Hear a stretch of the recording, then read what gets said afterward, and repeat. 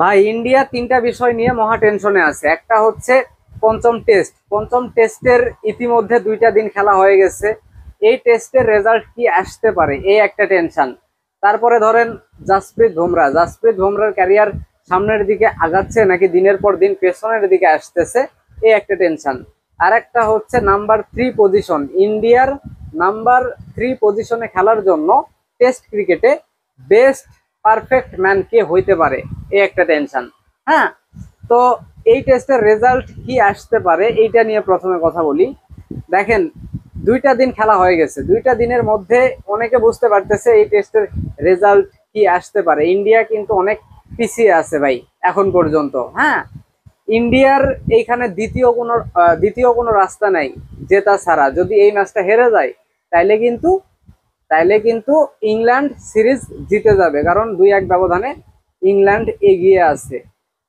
এই টেস্ট যদি ড্র হয় তাও কিন্তু ইংল্যান্ড জিতে যাবে। সুতরাং এই টেস্ট জেতা ছাড়া দ্বিতীয় কোনো রাস্তা ভারতের হাতে নাই।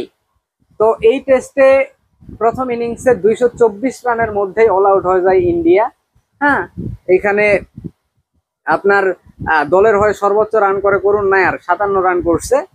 ওপেনিং এ যারা খেলছে, জয়সওয়াল 2 রান, রাহুল 14 রান, সাই সুদর্শন 38 রান। সাই সুদর্শন ভাই দেখেন, নাম্বার 3 পজিশনে একবার সাই সুদর্শন খেলতেছে, একবার শুভমান গিল খেলতেছে, একবার করুণ নায়ার খেলতেছে। মানে পারফেক্ট ম্যান খুঁজে পাচ্ছে না। তো পারফেক্ট ম্যান কে হবে এইটা নিয়ে অনেকে অনেক মতামত দিচ্ছে। সবাই একটা কথাই বলতেছে, Shreyas Iyer would be the best man for number 3 position. হ্যাঁ, কিন্তু এই এই মানে আয়ারকে নিয়ে গৌতম গম্ভীর একদম ভাবতেছেই না। অনেকে সরফরাজ খানকে নিয়ে কথা বলতেছে, সরফরাজ খানকে নিয়েও এই গৌতম গম্ভীর ভাবতেছে না। আমি একটা কথা সব সময় বলি, ইন্ডিয়া যে মানের টিম, এই প্লেয়ার গুলা যে মানের, কোচ ছাড়া এর থেকে ভালো ক্রিকেট ইন্ডিয়া খেলবে ভাই। হ্যাঁ, এর থেকে ভালো ক্রিকেট খেলবে, এটা বাস্তবতা। তার জন্যই বর্তমানে ইন্ডিয়ার এরকম একটা অবস্থা। তার ঘাড় তারামি কিছু ডিসিশন আছে। হ্যাঁ, সে যেটা ভালো মনে করে, যাকে ভালো মনে করে তাকেই খেলায়। হ্যাঁ, করুণ নায়ারকে এখানে খেলানো হয়েছে, দলের হয়ে সর্বোচ্চ রান করছে এই ইনিংসে 57 রান। 6টা ইনিংস প্রথমে সুযোগ পাইছে, 3টা ম্যাচ টানা। 6টা ইনিংসে হাইস্ট তার 40 কি 42 ছিল। সবাই ভাবছিল তার ক্যারিয়ার হয়তো বা এইখানেই শেষ, কিন্তু না, পঞ্চম টেস্টে আবারও একটা সুযোগ করুণ নায়ার পাইছে। হ্যাঁ, এখন আমার কাছে মনে হয় করুণ নায়ার আসলে গৌতম গম্ভীরের অনেক পছন্দের, যেমনটা কে এল রাহুলের ক্যারিয়ার মোটামুটি একদম চেঞ্জই করে দিল গৌতম গম্ভীর। একটা কাজ ভালো করছে। হ্যাঁ, জাতীয় দলের আশেপাশে ছিল না কে এল রাহুল, তাকে নিয়ে এসে জাতীয় দলে খেলিয়ে ফর্মে ফেরালো।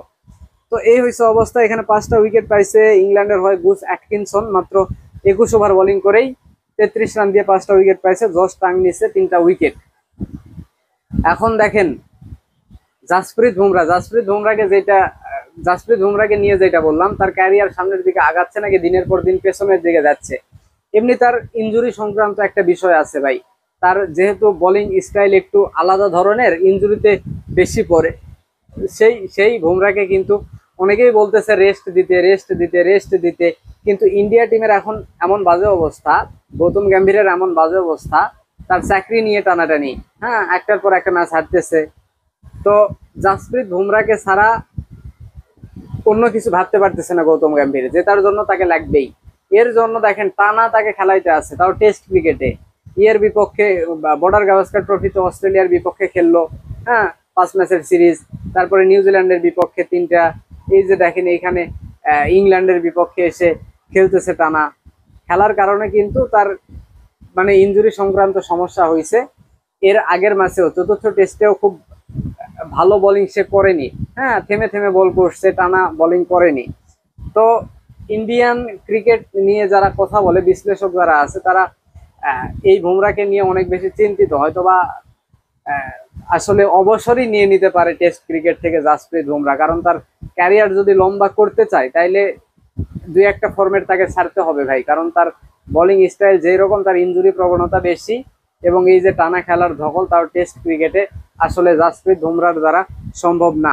তো পঞ্চম টেস্টে দেখেন জাসপ্রীত বুমরা কিন্তু নাই। যেই টেস্টে জেতা ছাড়া অন্য কোনো রাস্তা ইন্ডিয়ার হাতে নাই, সেই টেস্টে কিন্তু জাসপ্রীত বুমরা নাই। আবার ইতিমধ্যে যে অবস্থায় ইন্ডিয়া আছে 224 রানে অল আউট গেছে, মোটামুটি বলাই যায় যে ইংল্যান্ড এই ম্যাচটা জিতবে। হ্যাঁ, এই ম্যাচটা ইংল্যান্ড জিতবে। এখন পর্যন্ত ইংল্যান্ড ব্যাটিং করতেছে, 7 ওভার 4 বলে 55 রান করছে ভাই, মোটামুটি টি20 খেলতেছে। হ্যাঁ, বেন ডাকেট 21 বলে 29, জ্যাক ক্রলি 25 বলে 25। এখন মানে এই ভিডিওটা যে সময় করতেছি এখন এই অবস্থা। হ্যাঁ, দিন শেষে দেখা যাবে যেই শুরুটা করছে ইংল্যান্ড, তারা বেশ ভালো একটা লিড ইন্ডিয়ার বিপক্ষে নিবে। হ্যাঁ, সেহেতু ইন্ডিয়ার জন্য এই ম্যাচটা জেতা অনেক কঠিন হয়ে যাবে। ইংল্যান্ডে কিন্তু এই ম্যাচটাতে, ইংল্যান্ডের হয়ে এই ম্যাচটাতে বেন স্টোকস খেলতেছে না, বেন স্টোকস ইনজুরিতে পড়ছে। তার পরিবর্তে ক্যাপ্টেন্সি করতেছে অলি পপ। হ্যাঁ, ভাবছিলাম হয়তো বা জো রুট অথবা বেন ডাকেট এদের মধ্যে কেউ ক্যাপ্টেন হবে, কিন্তু না, অলি পপকে ক্যাপ্টেন্সির দায়িত্ব দেওয়া হয়েছে। হ্যাঁ, এইখানে জ্যাকব বেথেলকে অভিষেক করানো হয়েছে, যে টি20 প্লেয়ার, টি20 ফরম্যাটে অভিষেক হয়েছিল ইংল্যান্ডের হয়ে। অভিষেক হওয়ার পরপরই কিন্তু আইপিএল এ সে চান্স পেয়ে যায়, রয়্যাল চ্যালেঞ্জার্স বেঙ্গালুরুর হয়ে সে খেলছে। হ্যাঁ, সেই ক্রিকেটারকে টেস্টে আনা হয়েছে, কারণ ইংল্যান্ড টেস্ট ক্রিকেট একটু অন্যভাবে খেলে, একটু ওডিআই স্টাইলে, একটু টি20 স্টাইলে, মানে একদম কি বলে ওইটাকে, বেসবল ক্রিকেট যেটাকে বলে, বেসবলের থেকে উপরে চলে গেছে এখন।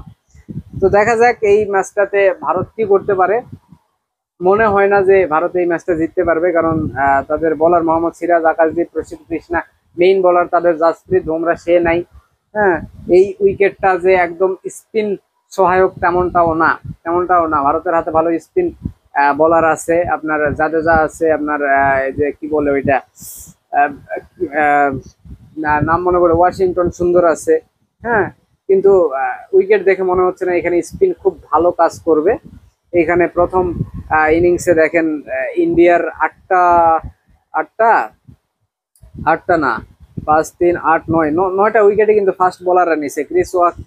ক্রিস ওকস একটা, বুস অ্যাটকিনসন 5টা, জস টাং 3টা, একটা তো রান আউট হয়েছে শুভমান গিল। হ্যাঁ, জ্যাকব বেথেল 2 ওভার বোলিং করছে, স্পিন বল করে। হ্যাঁ, এখানে সবগুলাই কিন্তু পেস বোলার। সুতরাং দেখা যাক আসলে কি হয়। এখন পর্যন্ত যা মনে হচ্ছে ইন্ডিয়া হারার পথে আছে। এই ম্যাচটা যদি হেরে যায় বা ড্র হয়, ইংল্যান্ড কিন্তু সিরিজটা জিতে যাবে এবং গৌতম গম্ভীরের যে চাকরি, সেই চাকরি নিয়ে টানাটানি উঠে যাবে ভাই।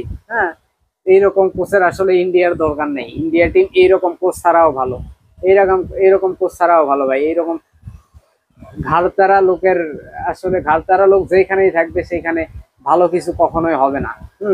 সেইটার প্রমাণ পাওয়া যাচ্ছে।